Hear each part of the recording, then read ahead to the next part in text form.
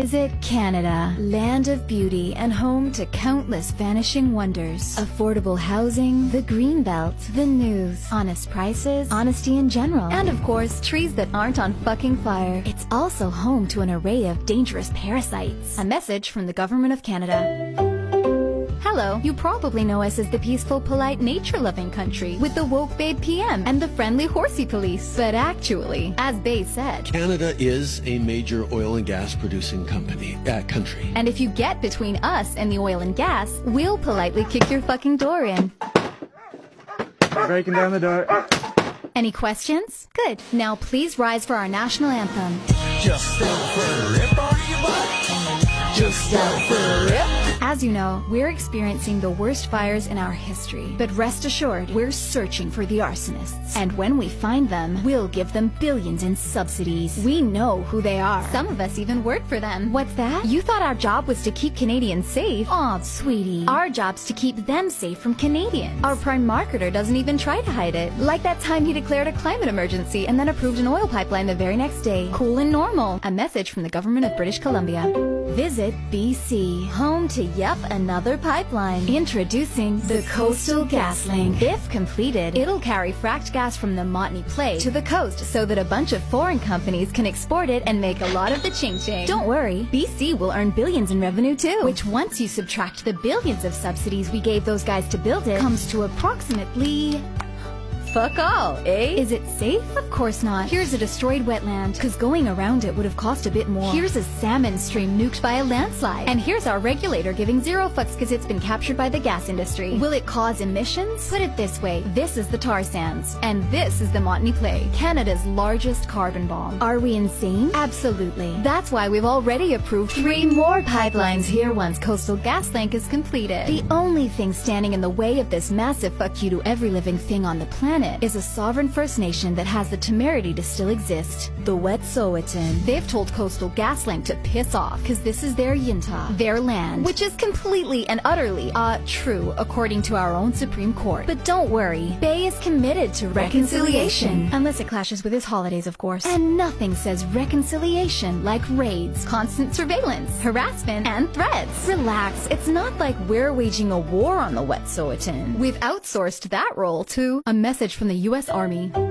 Did you know that before serving as CIA director and getting his ass fired for boning his biographer, this 4-star Army general wrote our field manual for how to wage war on local populations? We used it in Iraq and Afghanistan. So when this Wall Street firm, which owns Coastal GasLink, hired Dave to run their internal CIA, he said, hey, I'm a massive piece of shit. Let's use those same tactics against this peaceful sovereign nation defending its lands. Tactics like buying off band councils to get their consent. As Dave said, money is ammunition. Delegitimizing those who can't be bought off. Props to BC's court for helping with that. And most importantly, get local forces to do the fighting. To put a friendly face on a foreign campaign. And who better than Canada's friendly horsey police? Except now they look like this. Meet their commander, whose previous job was running similar ops in Afghanistan. Yep, under General Petraeus. And lastly, kicking in their door and dragging people off their lands. By the way, no conflict of interest with the Mounties Pension Fund having millions invested in this pipeline. Coastal GasLink. And that's how you make Canadians subsidize a pipeline through unceded Indigenous territory in the midst of a climate emergency, all for the profit of foreign corporations and a Wall Street warlord. Canada.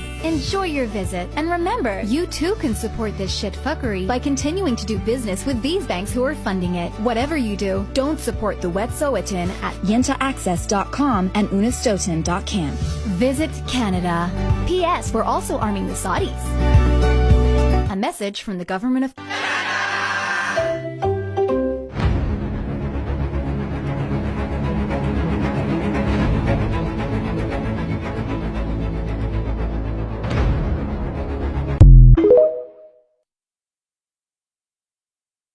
$7 million Canadians are eating less because of rising food prices, according to Food Banks Canada. With inflation, gas, and shelter costs at historical highs, more Canadians report eating less than they think they should because they don't have enough money for food. This is especially true for Canadians earning less than $50,000 a year. In this cohort, 1 in 3 report skipping meals in an effort to combat inflation, which hit 6.8% in April. Are rising costs affecting your grocery habits? Let us know in the comments. 7 million Canadians. Which you raised. Inflation is hovering around 7%. You know, the Bank of Canada has raised interest rates multiple times. It's causing such hardship for people in this country. I want to play you a clip, if you don't mind. We've done multiple stories about the cost of living, and this one in particular surprised a lot of us. So people are so desperate, they're coming here for food, but then they're asking you about assisted suicide? Yes. You're having people ask you about assisted suicide? Yes.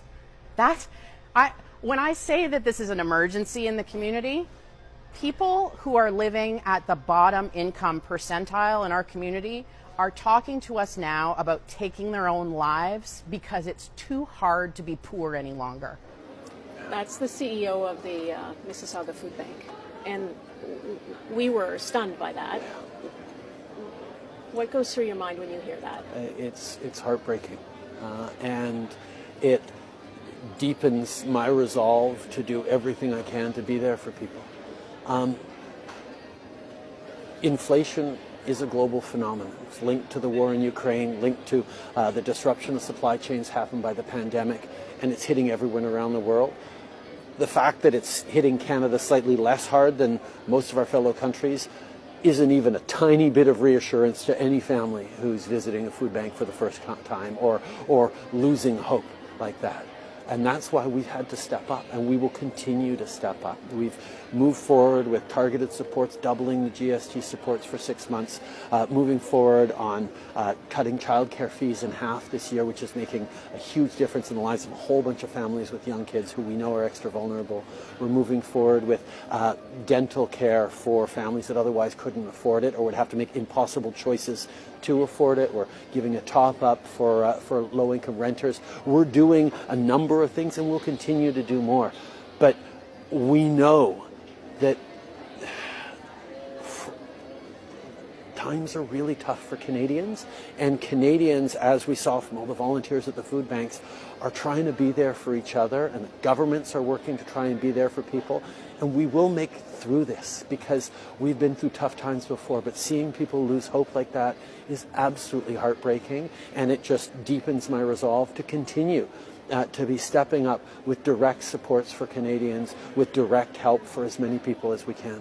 Direct supports, you don't mean the kind of pandemic-style supports, you don't mean that? No, well, one of the challenges with an inflation crisis is we have to be targeted in our supports. If we were to just pump lots more money into the economy, the prices of everything would go up, and there'd have to be even higher interest rates. So we need to make sure we're targeting those supports. But that's why what we're doing for 11 million households with doubling the GST rebate, what we're doing with dental care, what we're doing with low-income rental supports, what we're doing with child care are all things that support people who need that help while we're getting through without making the situation worse. And getting that balance right is an on.